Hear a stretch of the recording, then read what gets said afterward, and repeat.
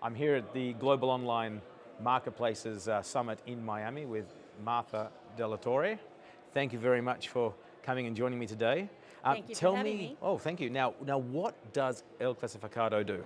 Well, El Clasificado started in 1988 to serve the Hispanic community of Los Angeles. A lot of great media in print was offered for free in English, not in Spanish. So we thought, why not? We started it. It grew. It took a while because there were challenges. But we really got into the community. They talk now about getting into the transaction. We would sit there. We would watch how people do business, which is different.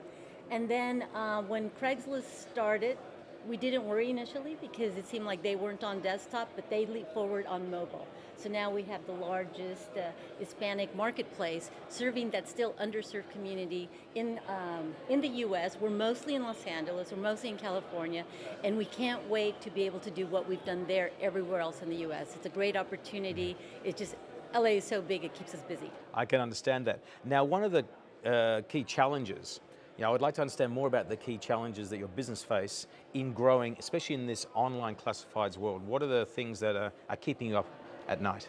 The things that are keeping us up at night is that a lot of times Google does something, that makes it easy to search, but it doesn't work in our community. They give us data that's a little mixed.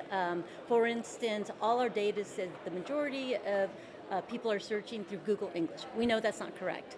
But it's a mixture of Spanish Google, Mexican Spanish, and so that gives us funny data, so we have to really dig through the data to find out what are people really searching for. We also know that Latinos are not homogeneous. Everyone thinks they are. We have to have different SEO for California, different SEO for New York, different SEO for Florida, and it's very time consuming to do that. It's a lot of people work. Artificial intelligence, machine learning, it helps, but you really have to get into it.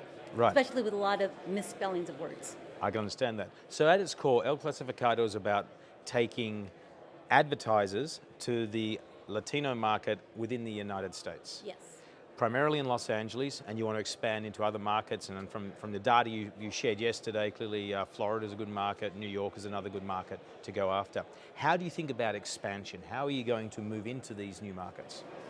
Well, we're having to make our platform easier for people to place ads.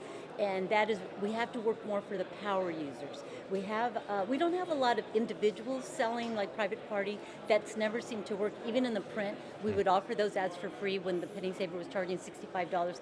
Doesn't work. We now have an English paper. That community works. So it's learning what works in the Latino community and differentiating from what works in the English general language community. What do they need? And how to serve it to them more simply. For instance, employment, when we first launched our platform, everyone was getting CVCs and resumes. Our audience doesn't need that.